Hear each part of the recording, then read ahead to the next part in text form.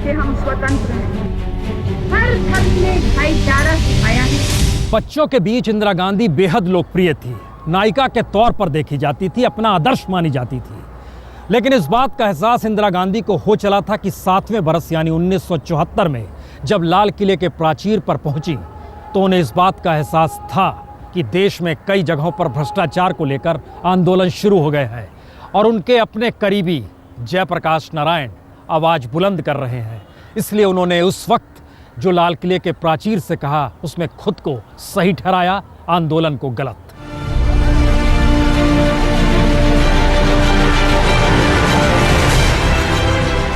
उन्नीस के शुरुआती दिनों तक इंदिरा गांधी सर्वशक्तिमान थीं।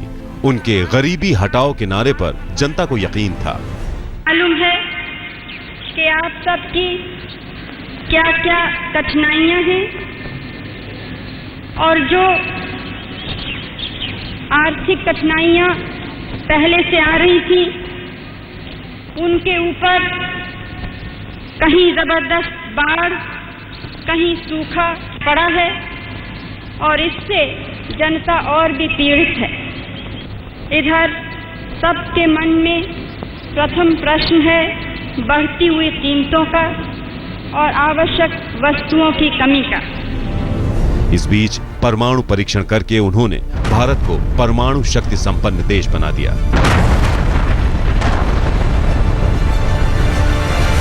जो विज्ञान के क्षेत्र में एक विस्फोट किया उससे भारत का आत्मविश्वास, आत्मबल बढ़ा। कुछ देशों ने हमारी निंदा की, कुछ गलत सहमियां फैली, गलत धारणा हमारे बारे में लोगों ने बनाई और कुछ लोगों को बहाना मिला भारत की बुराई करने का। भारत तो के पास जो भी शक्ति होगी, चाहे ये अणुशक्ति हो या कोई और, हमने कहा है कि हमेशा इसको अपने देश के प्रगति, अपनी जनता की भलाई और विकास के लिए ही उसका उपयोग करेंगे। लेकिन इंदिरा गांधी के दबदबे ने साल भर के भीतर ही तानाशाही का रूप ले लिया जब देश में आंतरिक आपातकाल लागू किया गया। It is my duty to see that nothing is done anywhere in any corner of the world which can cast any reflection on this character of the Indian people.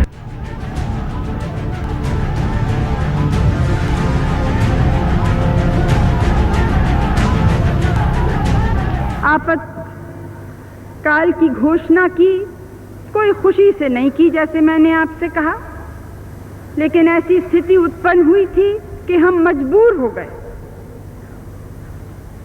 जैसे कहते हैं कि हर काले बादल के पीछे रोशनी होती है, वैसे कभी कभी एक कठोर कदम भी लेना हो, जैसे बीमारी में कड़वी दवा भी पीनी पड़ती है, तो उससे लाभ उठाना चाहिए कि फिर से स्वस्थ हो जाएं। और इस काम में आज सबको पड़ना है। कैसे देश की राजनीति को, देश की अर्थव्यवस्था को, देश के हर जीवन के हर क्षेत्र में कैसे हम सफाई लाएं, सौंदर्य लाएं और एक नवीनता भी लाएं। जो इमरजेंसी लगाई गई वो कोई बहुत स्ट्रांग, बहुत शक्तिशाली नेता का काम नहीं था, वो एक कमज़ोर और डरे हुए नेता का काम था। इमरजेंसी तब लगाई गई जब इंदिरा जी देश में जो बड़े आंदोलन चल रहे थे उनको काबू में नहीं ला पा रही थी और इलाहाबाद हाई कोर्ट से जजमेंट आई जिससे कि उनका चुनाव रद्द कर दिया गया था। तो ये एक डर से और पैनिक से लगाई गई। इमरजेंसी की आहट तभी आने लगी जब 12 जून 1975 को इलाहाबाद हाई कोर्ट ने रायबरेली से इंदिरा गांधी का चुनाव अवैध घोषित कर दिया। विपक्षी नेता इंदिरा गांधी से इस्तीफा मांगने लगे। 13 दिन बाद 25 जून 1975 को जेपी की अगुवाई में दिल्ली के रामलीला मैदान में विपक्षी नेताओं की रैली हुई। बस उसी रात इंदिरा गांधी ने इमरजेंसी लगा दी। लोकतंत्र सस्पेंड हो गया, लेकिन इंदिरा गांधी लाल किले से इमरजेंसी के पक्ष में दलील देती रहीं, बाकायदा जवाहरलाल नेहरू को याद करके। जवाहरलाल नेहरू ने कहा, आज़ादी खतरे में है, पूरी ताकत से उसको बचाओ। आज भी मैं आपसे यही कहती हूँ, आज़ादी खतरे में इसलिए नहीं पड़ती है कि कुछ लोगों को हम बोलने से बंद रख रहे हैं, वो अच्छी बात नहीं है और उसको भी जाना चाहिए, ये मैं 2 दफ़े पहले कह चुकी हूँ। लेकिन आज़ादी को खतरा तब होता है जब आज़ादी के मानी क्या हैं, लोकतंत्र के सच्ची मानी क्या हैं, देश का हित कहाँ है, इन चीज़ों को जब हम भूल जाते हैं तब असली आज़ादी को खतरा होता है। अगर हमें भारत की आज़ादी बचानी है तो देश में फिर से आज़ाद वो एकता, वो दृढ़ता, वो हिम्मत लानी है। 15 अगस्त 1975 को जब इंदिरा गांधी ने लाल किले से 10वीं बार तिरंगा फहराया, तब देश आपातकाल के डरावने और अंधेरे साए में 85 रातें गुजार चुका था। अघोषित गुलामी के उन 85 दिनों में इंदिरा ने यह तैयारी कर ली कि कैसे लाल किले से लोकतंत्र की दुहाई देकर आपातकाल को जरूरी बताना है। 1975 देश में आपातकाल लग चुका था और 15 अगस्त 1975 को इंदिरा गांधी जब इस लाल किले के प्राचीर पर पहुंची तो उन्होंने पहली बार बताया कि आज़ादी का मतलब होता क्या है। आज़ादी का मतलब आंदोलन नहीं, आज़ादी का मतलब देश को अनुशासन में पिरोना होता है। जी, वो आपातकाल के साथ खड़ी थी, इमरजेंसी की वकालत कर रही थी, लेकिन इस बात का उन्हें एहसास था जो शक्तियां जयप्रकाश नारायण के पीछे खड़ी है उन्हें खारिज करना जरूरी है। और उस वक्त लाल किले से उन्होंने जेपी के पीछे खड़ी ताकतों के खिलाफ एक हुंकार भी भर दी। उनके भाषण में आप पाएंगे कि इमरजेंसी से क्या क्या लाभ हुआ है, कैसे अनुशासन आया है, लोग अब दफ्तरों में काम करने लगे हैं, रेलें समय पर चलने लगी हैं, महंगाई घटी है और इस तरह से देश में एक अच्छे शासन की शुरुआत हुई है। विपक्ष सलाखों के पीछे था। इंदिरा गांधी सत्ता का प्रतीक बन चुकी थी और आरोप लगता है कि पीछे से सत्ता उनके बेटे संजय गांधी और उनकी चौकड़ी चला रही थी। लेकिन इमरजेंसी को विकास, अमन चैन और तरक्की का दूसरा नाम देते हुए इंदिरा पहली मर्तबा लाल किले पर चढ़ी तो समाजवाद और लोकतंत्र की नई परिभाषा लेकर। सच्ची आजादी तब होगी जब हम भारत से गरीबी को हटाएं। सच्चा लोकतंत्र तब होगा जब समाजवाद और सेक्युलरिज्म पूरी तौर से देश में रहे। इंदिरा गांधी की इमरजेंसी के पहले बहुत सारे था, खासतौर पर गरीब लोग सोचते थे कि इंदिरा गांधी हमारा पक्ष में है और इंदिरा गांधी बहुत लोकप्रिय था अभी था और लोग सोचता है कि वो काफ़ी मजबूत प्रधानमंत्री है और भारत को आगे लाने के लिए मजबूत प्रधानमंत्री होना चाहिए। कई लोग ऐसे था, खासतौर पर गरीब। 1975 और 76 में इमरजेंसी के दाएं बाएं ही इंदिरा गांधी लाल किले से देश की नब्ज टटोलती रहीं। उन्हें लगा कि लाल किले से दी गई उनकी दलील लोगों को खूब पसंद आ रही है। उस पर से खुफिया एजेंसियों की रिपोर्ट ने उनका मनोबल और बढ़ा दिया कि चुनाव हुआ तो उनकी जीत पक्की है। लिहाजा 1977 के जनवरी में जब इमरजेंसी हटाकर चुनाव कराया गया तो इंदिरा की सत्ता ही नहीं गई, रायबरेली से वो खुद भी चुनाव हार गईं। इमरजेंसी लगे 1.25 बरस बीत चुका था और 1976 में 15 अगस्त को इंदिरा गांधी जब लाल किले के प्राचीर पर पहुंची तो जेल में बंद नेताओं को लेकर जो लोगों के भीतर आक्रोश था उसे थामने का प्रयास किया, खुद को जायज ठहराने की बात कही। लेकिन याद कीजिए उस दौर के भाषण में 3 बातें फिर उन्होंने बड़े महत्वपूर्ण तरीके से की। पहला, अनुशासन जरूरी है, रेलगाड़ी तक वक्त पे आ रही है। दूसरा, दफ्तरों में कामकाज ठीक ठाक हो चला है। और तीसरा, इमरजेंसी इसलिए ज़रूरी थी क्योंकि आने वाले वक्त के लिए लोग खुद को तैयार करें कि उन्हें वोट डालना है। यानी पहली बार लोगों को इसके संकेत मिले कि इमरजेंसी शायद खत्म भी हो सकती है इसी लाल किले से। आजाद हिंदुस्तान में पहली बार 1977 में सत्ता परिवर्तन हुआ, लेकिन अलग अलग विचारधारा से निकले लोग उस सत्ता को पचा नहीं सके। इंदिरा गांधी ने भी जनता पार्टी के नेताओं की महत्वाकांक्षाओं का फायदा उठाया। जिस चरण सिंह ने इंदिरा गांधी को जेल भेजा था, उसी चरण सिंह के सामने प्रधानमंत्री पद का लालच फेंका गया। 2.5 साल में जनता पार्टी कौड़ी के 3 बन गई। 1977 में मोरारजी देसाई ने लाल किले के प्राचीर से तिरंगा फहराया और उसके बाद राजनीति को अपने अनुकूल करने के लिए इंदिरा गांधी ने यह मौका चरण सिंह को क्यों नहीं मिलना चाहिए, इस दिशा में कदम बढ़ा दिए। लेकिन सवाल ये नहीं था, सवाल तो कांग्रेस का था, सवाल इंदिरा गांधी का था। और इसके बाद इंदिरा गांधी जब सत्ता में सिर्फ 3 बरस के बाद लौटी तो फिर राजनीति बदलने लगी, सत्ता के तौर तरीके बदलने लगे और शायद इस देश का सियासी भूगोल भी बदलने लगा, क्योंकि दस्तक और किसी की नहीं, ऑपरेशन ब्लू स्टार की शुरू हो चली थी।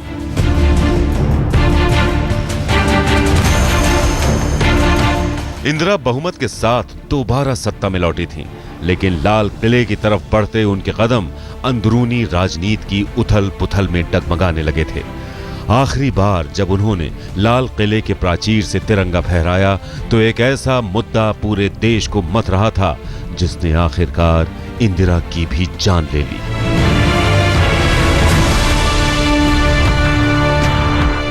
क्या सत्ता इंदिरा गांधी की कमजोरी थी? विरोधी कहेंगे हां और समर्थक कहेंगे नहीं। लेकिन सवाल ये नहीं है। 77 में चुनाव हुए, इंदिरा गांधी हार गई, मोरारजी देसाई बने, लेकिन राजनीति को भी साधना था और उसके बाद एक नई राजनीति को भी गढ़ना था। ये राजनीति लाल किले की दीवारों से कहीं ज़्यादा लाल थी। जी, खूनी लाल थी वो। बताएंगे आपको सब कुछ ब्रेक के बाद। जय हिंद, जय हिंद।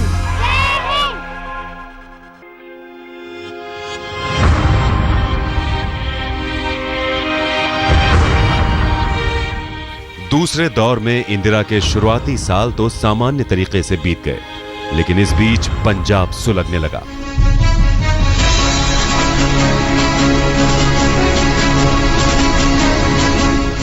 खालिस्तान की मांग जोर पकड़ चुकी थी। जरनैल सिंह भिंडरावाले की अगुवाई में अलगाववादी ताकतें सिर उठाने लगी थी। माना जाता है कि भिंडरावाले की राजनीतिक महत्वाकांक्षाओं को इंदिरा ने ही हवा दी थी, लेकिन वही भिंडरावाला अब देश तोड़ने की हद तक जा पहुंचा था। लाल किले के प्राचीर पर 1983 में जब इंदिरा गांधी पहुंची तो उनके जहन में और कोई नहीं, नॉर्थ ईस्ट का वो दूरस्थ इलाका था, असम था, जहां पर चुनावी दौर में हिंसा के वक्त 600 लोग मारे गए थे, 6000 लोग बेघर हो गए थे। पुलिस और सेना के बीच आक्रोश था। सरकारी अधिकारी कह रहे थे वो चुनाव नहीं करा पाएंगे और इन सब के बीच इंदिरा गांधी ने कहा चुनाव हर हाल में होंगे। ये इंदिरा की ताकत थी, हुंकार थी कि वक्त पे चुनाव होने चाहिए और लोगों को अधिकार मिलना चाहिए। लेकिन एक दाग जो 600 लोगों की मौत के साथ असम से शुरू हुआ था, उसकी आहट दिल्ली में सुनाई देने लगी थी, क्योंकि दूरस्थ में पंजाब हिलोरे मारने लगा था।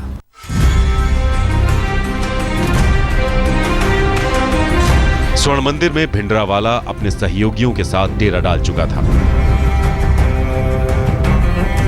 इंदिरा गांधी ने 3 जून 1984 को फौज भेजने का फैसला किया। जब भिंडरावाले ने सरेंडर नहीं किया तो 5 जून को स्वर्ण मंदिर में सेना घुस गई।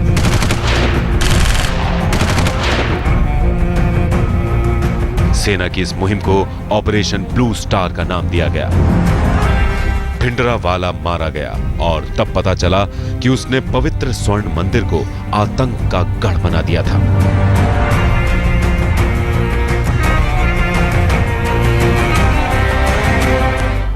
I don't think we could have done anything else. We wanted to give the maximum time to those inside to whom we were pointing out that there was that we had clear information about the accumulation of arms, about giving shelter to criminals and murderers and so on. And we were hoping to that they themselves would act and not allow these people to use such a sacred and holy place as a shelter. 1984 के 15 अगस्त को इंदिरा गांधी आखिरी बार लाल किले पर पहुंची, पंजाब का सवाल उठाया और देशभक्ति का राग भी छेड़ा। अगले साल यानी 1985 में अगला लोकसभा चुनाव होना था। इंदिरा को पता था कि पंजाब और खासकर स्वर्ण मंदिर का सवाल एक बड़ा चुनावी मुद्दा बन सकता है, इसलिए लाल किले से उन्होंने देश में अमन चैन की दुहाई दी। दूसरे भाषणों में भी इंदिरा अपने कामों को सराहती रही।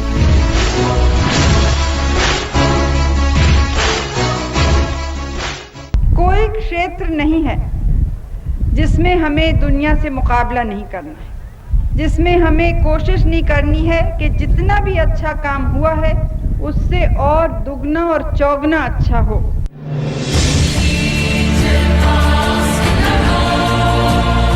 लेकिन सिखों का एक तबका इंदिरा से बेहद खफा था। खुफिया एजेंसी रॉ ने आगाह भी किया था कि इंदिरा को अपनी सुरक्षा में सिख सुरक्षा कर्मियों को नहीं रखना चाहिए, लेकिन उन्होंने ये बात नहीं मानी। Well, I've lived with danger all my life, and I think I've had a pretty full life, and it makes no difference whether you die in bed or you die standing up. 31 अक्टूबर 1984 को अपने ही घर पे 2 सिख सुरक्षा कर्मियों ने इंदिरा को गोलियों से भून डाला। उसके ठीक एक दिन पहले इंदिरा ने भुवनेश्वर में शहादत की बात की थी।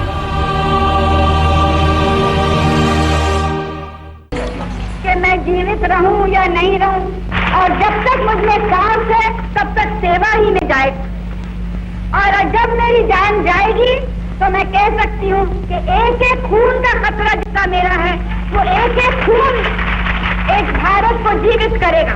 अब से ठीक 30 बरस पहले इंदिरा गांधी 1984 में जब इस लाल किले के प्राचीर से भाषण दे रही थी, तब वाकई उन्हें इसका एहसास नहीं था। उन्हें क्या, समूचे देश को इस बात का एहसास नहीं था कि ये उनका आखिरी भाषण होगा। और इस भाषण के बाद जो कुछ होना था उसने समूची दुनिया को हिलाकर रख दिया, क्योंकि भारत की प्रधानमंत्री गोलियों से छलनी कर दी गई थी। यह वाकया जब का भी हो, लेकिन लाल किले से जिस आखिरी भाषण का जिक्र हम कर रहे हैं उसमें उन्होंने इस बात का अंदेशा जताया था, इस देश में सांप्रदायिकता को कुचलना है, इस देश में आतंकवाद को पनपने नहीं देना है, और इस देश में गरीबी किसी भी हालत में उसे निपटा देना है। ये सारी बातें कही तो गई, लेकिन एक सपना बनकर रह गई, क्योंकि 15 अगस्त 1984 के चंद महीनों बाद एक नई आहट, एक नई सुबह, एक युवा चेहरा इस लाल किले पर आने को तैयार था, और वो शख्स थे राजीव गांधी। अगले एपिसोड में।